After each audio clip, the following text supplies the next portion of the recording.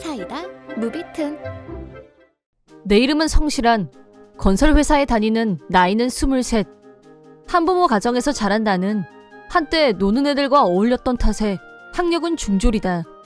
하지만 원래는 성실한 성격이었고 중학교 졸업 후 지금 다니는 회사에 취직했는데 회사에서도 좋은 평판을 받고 있다.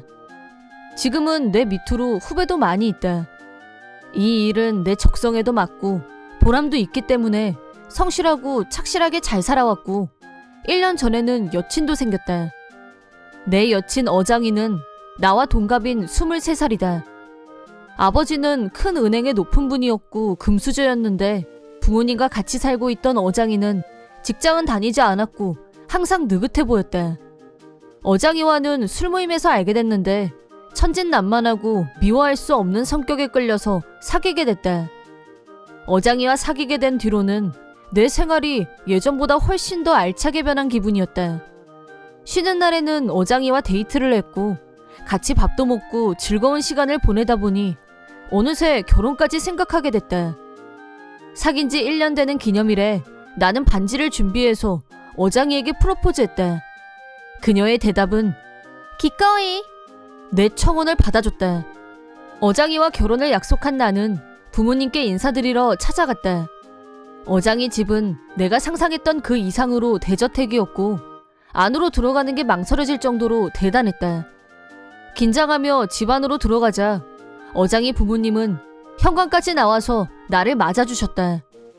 아버님은 첫인상부터 평범하지 않은 아우라가 느껴졌고 어머님은 후덕한 분위기에 얘기하는 걸 좋아하는 분이셨다. 어머님은 나한테 이름이 뭐예요? 대학교는 어디 나왔어? 직업은 뭐야? 쉴 새 없이 쏟아지는 질문에 나는 하나도 숨기지 않고 솔직하게 대답했다. 내가 중졸에 한부모 가정에서 자랐다고 하자 어장이 아버지의 태도가 돌변했다. 나를 노려보는가 싶더니 홀어머니의 중졸? 여긴 너 같은 애가 고개 들고 올 곳이 아니야! 라고 하더니 갑자기 내 멱살을 잡으려고 달려들었다. 무방비 상태에서 당한 나는 바닥에 패대기 쳐졌는데 손목이 삐끗하면서 강한 통증과 함께 바닥에 널브러졌다. 옆에서 보고 있던 장의 어머니는 어머 아유 젊은 애가 저게 뭐니? 장이야 너 저런 애랑 헤어져야겠지? 라고 했다. 그러자 어장이는 아빠가 살짝 치니까 바로 자빠지는 거 실화임? 대박 혼란 깬다 라고 하더니 헤어지자고 했다. 어장의 아버지는 나를 집 밖으로 내던졌고 나는 마지막 힘을 모아 병원으로 갔다. 엑스레이 촬영 결과 손목에 심각한 골절상을 입은 게 확인됐고 바로 수술에 들어갔다. 회복될 때까지 일도 쉬어야 하고 순간적으로 기분이 바닥까지 가라앉았다. 병실 침대에 누워서 곰곰이 오늘 일을 되씹어보니 생각하면 할수록 어장이와 그 부모에 대한 분노가 솟아올랐다. 홀어머니의 중졸이란 이유로 대체 왜 이런 모욕과 폭력을 당해야 하는 건지 납득할 수 없었던 나는 어장의 아버지를 그냥 둘 수 없다고 생각했다. 그렇다고는 해도 병원으로 불러서 사과받는 것도 좀 아닌 것 같고 우선 퇴원할 때까지 냉정하게 생각해보기로 했다. 그러던 중에 잘 아는 변호사님이 문병을 오셨길래 자초지종을 말씀드리고 있는데 그때 어장이와 그 부모가 병실로 찾아왔다.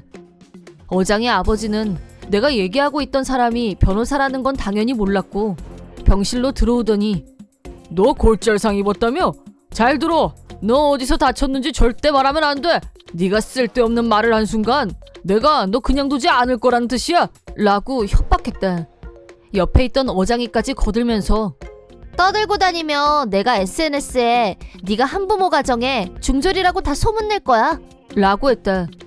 내가 누구 때문에 골절로 수술을 받았는데 고작 한다는 게 협박이라니 어이상실이었다. 인내심의 한계를 느낀 나는 어장이 아버지한테 피해 신고 접수할 겁니다. 그리고 200억 예금하는 것도 취소할 예정입니다. 라고 조용히 경고했다. 어장이 아버지는 뭐?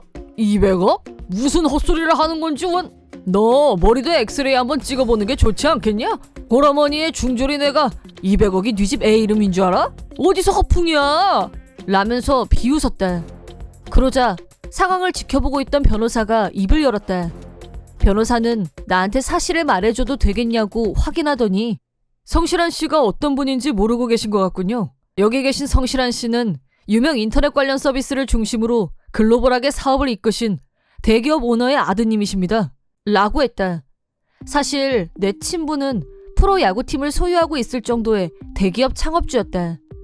엄마는 미혼모 신분으로 나를 낳았는데 아버지한테 임신했다는 사실도 알리지 않고 혼자 숨어서 나를 낳고 키운 과거사가 있었다. 엄마가 말도 없이 잠적한 이유는 아버지가 너무 유명하고 대단한 사람이었기 때문에 자신과 내 인생에 자유가 없어질 것 같아서 두려웠다는 게 엄마의 이유였다. 하지만 아버지는 엄마를 진심으로 사랑했었고 임신했다는 사실을 알았다면 틀림없이 엄마와 결혼했을 거다. 그런 사실을 다 알고 있었지만 엄마는 그래도 고민 끝에 미혼모의 길을 선택했다. 그런데 내가 20살이 됐을 때 갑자기 아버지란 사람이 내가 다니는 회사 앞으로 찾아왔다. 뉴스에서나 보던 사람이 내 이름을 불러서 그저 놀라울 뿐이었는데 네가 성실한이니? 라고 하더니 눈물을 글썽였다. 아버지는 그 무렵 말기 암으로 여명 선고를 받은 상태였고 뉴스에서 그 사실을 알게 된 엄마가 고민 끝에 20년 만에 연락을 한 거였다. 엄마는 그때 내 존재를 처음으로 알렸다. 아버지는 나를 꼭 끌어안더니 병원 주소가 적힌 종이를 나에게 내밀었다. 엄마는 나에게 과거사에 대해 모든 걸 털어놓았고 나는 아버지가 입원해 있는 병실을 자주 찾아갔다. 이 세상에 없다고 생각했던 아버지가 아픈 몸을 이끌고 직접 찾아와줬다는 사실이 한없이 기뻤다. 그런 재회의 기쁨도 잠시 아버지는 반년 후에 먼 곳으로 떠나셨다. 비록 짧은 시간이었지만 아버지와 같이 보낼 수 있는 시간이 있었다는 것만으로도 감사한 마음이었다. 장례식이 끝나고 한참 후에 갑자기 변호사란 사람이 나를 찾아왔다. 변호사는 아버지가 남긴 것이라면서 서류를 건넸다. 서류는 아버지의 유언장이었다. 거기에는 200억 원이라는 거금을 나에게 상속한다는 내용이 적혀 있었다. 금액이 너무 비현실적이어서 정신이 혼미할 지경이었다. 난데없이 이런 거금이 하늘에서 툭 떨어지다니. 어떻게 해야 할지 모르겠다고 하자 변호사가 조언을 해줬다. 나는 이왕이면 어장의 아버지 은행에 예금을 해야겠다고 생각했었는데 이번 일을 계기로 그 계획을 철회하겠다는 뜻을 변호사에게 전달했다. 변호사가 그 얘기를 어장의 아버지에게 설명하자 다시 한번 어장의 아버지의 태도가 급변했다. 아니, 어장의 가족 전체가 일치단결해서 나를 설득하려고 달려들었다. 어장의 아버지는 그럼 그렇다고 미리 말을 했어야지. 왜 시치미를 뗐어? 내가 오해해서 미안하네.